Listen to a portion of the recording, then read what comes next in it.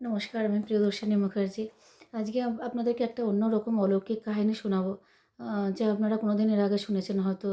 আমি তো জানি না, হয়তো শুনেও থাকবেন, কিন্তু খুব রেয়ার শোনা যায় এই ঘটনাটা।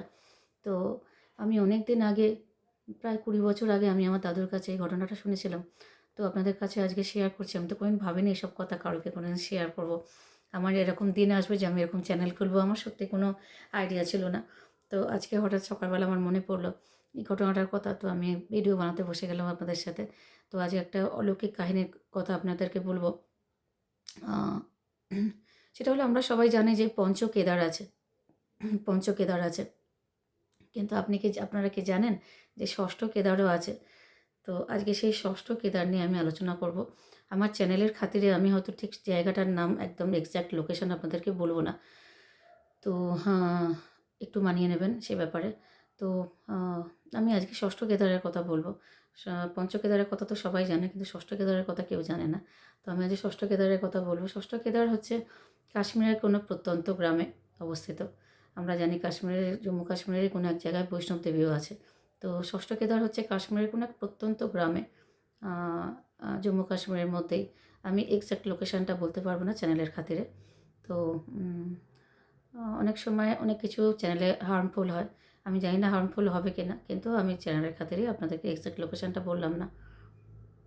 তো মান্যতা আছে যে উম যখন আমি যে ষষ্ঠ কেদারের কথা বলছি, এখানে কিন্তু আমরা যে বাবা মহাদেবের কথা জানি, সেই বাবা মহাদেব কিন্তু এখানে আ না বাকছাল পরা অবস্থায় আছে, না গলায় রুদ্রাক্ষ আছে, না গলায় বাসুকি আছে, না মাথায় জটা আছে, না মাথায় চাঁদ আছে বা গঙ্গা আছে। এগুলো কিন্তু কোনো কিছুই নেই তখন মহাদেবের কাছে। কীরকম অবস্থায় আছে মহাদেব? না, মহাদেবের তখন কৈশোর অবস্থা বা যৌবন অবস্থা বলা যায়, যখন ষষ্ঠ কেদারের জন্ম হয়েছে। তো এটাকেই প্রথম কেদার বলা হয়। কেদার কিন্তু প্রথম সৃষ্টি হয়েছিল এটাই। এটাই কিন্তু ষষ্ঠ কেদার হিসেবে আজকে জানে মানুষ, কিন্তু এটাই প্রথম কেদার। তো আদি কেদার এটাই। তো এই কেদারনাথের কথা আজকে বলব, এই ষষ্ঠ কেদারের কথা। আ এই সময় কিন্তু বাবা মহাদেব, আমরা যেটা জানি দেবাদিদেব মহাদেব কিন্তু অপূর্ব রূপ সৌন্দর্য নিয়ে তার যৌবনকালে উপস্থিত। বিবাহ হয়নি, কোনো বাচ্চা-কাচ্চা হয়নি, সন্তানাদি কিচ্ছু হয়নি। এই সময়ের কথা আমি আজকে আপনাদেরকে বলব। সেটা হলো এরকম একটা সময় ছিল যে চারিদিকে সৃষ্টি তো হয়ে গেছিল। কিন্তু সামনে একটা বিশাল জলরাশি ছিল। সেই জায়গায় দাঁড়িয়ে শিব নিজের মতো নিজে সময় কাটাচ্ছিল বলতে পারেন। তো আ সেই সময়ের ঘটনা এটা। ঘটনাটা আগে বলি যে কী ঘটনা হয়েছিল। তারপরে আজকে আ এরকম জায়গায় চলে গেল শিব, সেটাও বলব আপনাদেরকে। তো আ প্রধানভাবে বলতে পারা যায় যে আ এই ঘটনার পরেই কিন্তু শিব আ বাসুকী নাগকে গলায় ধারণ করেছিল। এই ঘটনার পরেই কিন্তু বাসুকীনাথকে বা বাসুকীদেব, যাই বলুন, আ বাসুকীকে কিন্তু গলায় ধারণ করতে, বাসুকী যে নাগ, তাকে গলায় ধারণ করতে বাধ্য হয়েছিল বাবা মহাদেব। তো ভনিতা না করে এগিয়ে যাই, কারণ বেশি উম ভিডিওর দৈর্ঘ্য তাহলে অনেকে দেখে না, স্কিপ করে যায়। তো যাই হোক, আজকে এই অলৌকিক কাহিনীটা প্লিজ একটু সবাই শুনুন, ভালো লাগবে সবার। তো একসময় আ গরুরের সাথে বাসুকীর এক ধরনের লড়াই চলছিল। তো গরুর, আ বিষ্ণুর বাহন আমরা জানি।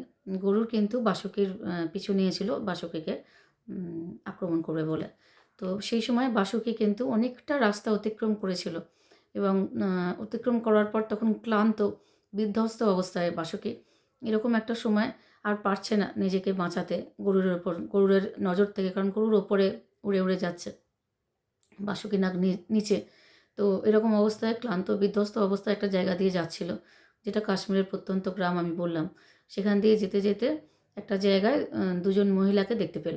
২ জন মহিলাকে দেখতে পেল, তারা ওখানে ফুল তুলছিল। তো তাদেরকে বলল যে, তোমরা, আমি এখানে গিয়ে একটু বিশ্রাম নেবো, একটা জায়গায় পাথরের আড়ালে আমি থাকবো। তোমরা কিন্তু যদি গরুর আসে আমার পেছনে, তাহলে এদিকে, তাহলে তোমরা বলবে না যে আমি এই পথেই গেছি। তো মহিলা দুটো বলল ঠিক আছে, সম্মতি দিল যে না, আমরা বলব না। কিন্তু কিছুক্ষণ বাদেই যখন বাসুকীনাথ চলে গেল, গিয়ে একটা বিশাল পর্বতের আড়ালে নিজেকে রক্ষা করল। ভাবলো যে আমি বোধহয় গরুরের হাত থেকে বেঁচে গেলাম। এবং এত ক্লান্ত বিধ্বস্ত ছিল সেই সময় বাসুকিনাগ যে চোখ থেকেও অবিরত জল ঝরছিল। আর পারছিল না। আর শুধু ভগবানকে আর কি স্মরণ করছিল যে আমাকে বাঁচাও। তো এই সময় ওই মহিলা দুটো যখন গরুরকে দেখতে পেল, গরু যখন জিজ্ঞাসা করলো যে বাসুকিনাগ এই রাস্তা দিয়ে গেছে কিনা? তখন কিন্তু ওই মহিলা দুটো গরুরকে বলে দিল যে হ্যাঁ, এই রাস্তা দিয়েই গেছে। কিছুটা গেলেই দেখতে পাবেন। হুম? তো বেইমানি করলো। তো যেই গরুর ওদের পেছনে ওদের কথা শুনে বাসুকিকে অনুসরণ করার জন্য এগোলো, ওই মহিলা দুটো কিন্তু পাথরে পরিণত হয়ে গেল। কারণ বাসুকি ওদেরকে বলেছিল যে না বলতে। এখনো পর্যন্ত ওই মহিলা দুটো ওখানে পাথর অবস্থাতেই আছে। যারা যাবেন ষষ্ঠ কেদারে তারা দেখতে পাবেন। শুধু তাই না, ওইখান থেকে যতটা রাস্তা বাসুকি গেছিল, হুম? তো সেই রাস্তাটার অনুসরণ করে, করে ওর পেছন, পেছন গরু যেতে থাকে।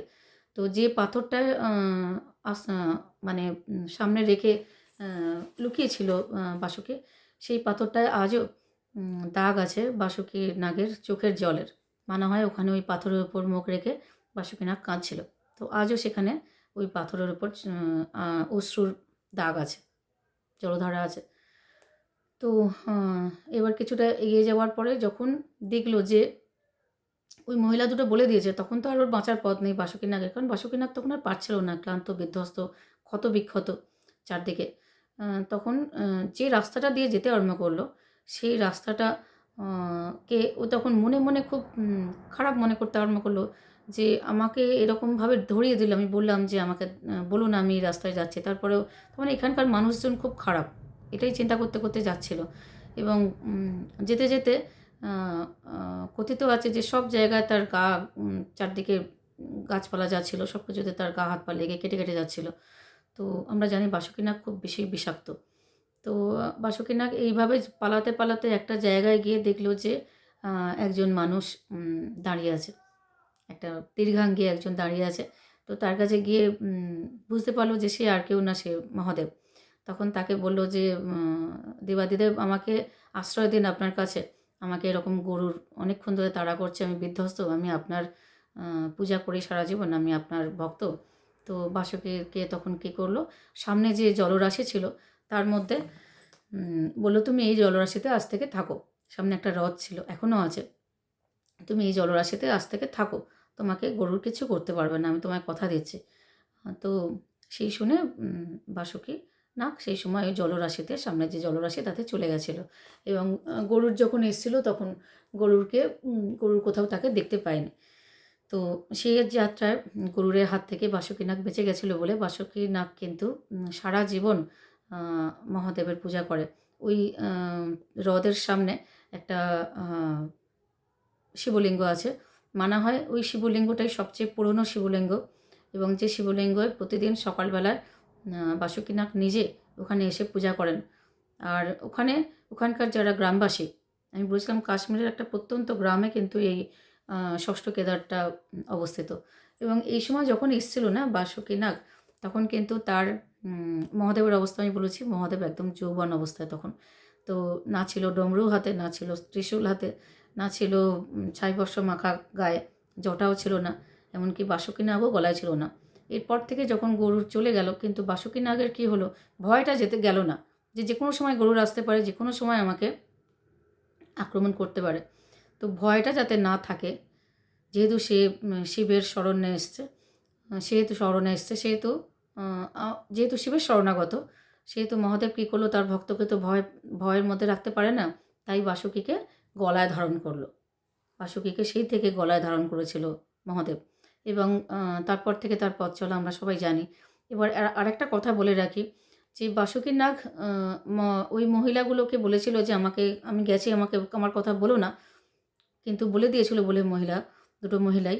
সেজন্য কিন্তু ওই যে মহিলাগুলো যেখানে পাথর হয়ে গেছে, ওখান থেকে ২০ কিলোমিটার রাস্তা যাওয়ার পরে কিন্তু ওই ষষ্ঠ কেদার এখনো আছে ওই জায়গাটা। ষষ্ঠ কেদার যেখানে সামনে হ্রদ আছে একটা, কৈলাস হ্রদই বলে ওটাকে, সরোবর বলে না, কৈলাস হ্রদ বলে। তো ওইখানে যে আ মহাদেবের লিঙ্গ আছে, সেটাতে পূজা অর্চনা হয়।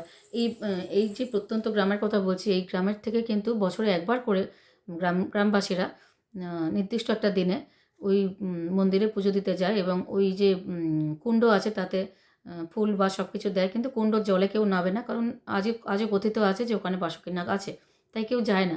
কিন্তু এই যে 20 কিলোমিটার রাস্তা বলছে, যারা হেঁটেই যায় সবাই, কিন্তু এই 20 কিলোমিটার রাস্তায় কী হয়েছে না, একটা দারুণ ব্যাপার, এটা বলি আপনাদের খুব ভালো লাগবে। সেটা হলো সরকারি তরফ থেকে বোর্ড হিসেবে লিখে রাখা আছে, বোর্ড দেওয়া আছে, বোর্ডে লেখা রাখা আছে, নোটিশ দেওয়া আছে, সতর্কীকরণ, যে এই 20 কিলোমিটার রাস্তা যেটা, সেটা কিন্তু অনেক সময় মানুষের অভ্যাস আছে না, যে রাস্তা দিয়ে যেতে যেতে পাতা বা ফুল, অনেক ট্রাভেলারের অভ্যাস আছে, বা অনেক যারা পর্যটক আছে যারা ঘুরতে পছন্দ করে, এরকম মানুষ যারা আছে তারা ওই ফুল বা পাতা কিছুটা নিয়ে ছিঁড়ে আর মুখে দেয়। তো ওখানে সতর্কীকরণ করা আছে অনেক বড় করে, যে লেখা আছে যে এই 20 কিলোমিটার রাস্তার মধ্যে যা ফুল বা পাতা গাছ যা আছে তা ভুলেও যাতে মুখে না দেওয়া হয় ছিঁড়ে, কারণ এই গাছের মধ্যে প্রত্যেকটা গাছ এবং ফুল ফল সবেতে প্রচুর পরিমাণে বিষ পাওয়া গেছে, এবং এর আগে অনেকে এই পাতা বা ফুল ফল খেয়ে মারা গেছে, এবং সেটা প্রমাণিত হয়েছে যে তার মধ্যে বিষক্রিয়া তারা মারা গেছে।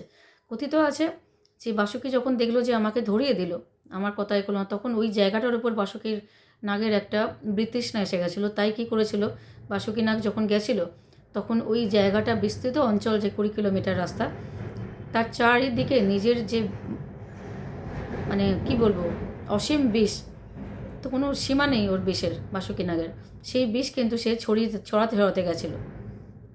সেই জন্যে ওই গাছপালাগুলো ভর্তি বিষ হয়ে গেছে, এবং এখনও পর্যন্ত আজও পর্যন্ত বলে ওই পাতা বা ফুল ফল যে যাই খাক ওই সময়ের ওই 20 কিলোমিটারের মধ্যে সবাই কিন্তু মারা যায়, তাদেরকে কোনো ডাক্তার বাঁচাতে পারে না।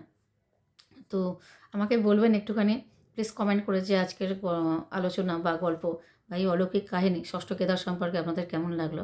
আজকে এই পর্যন্ত, নমস্কার।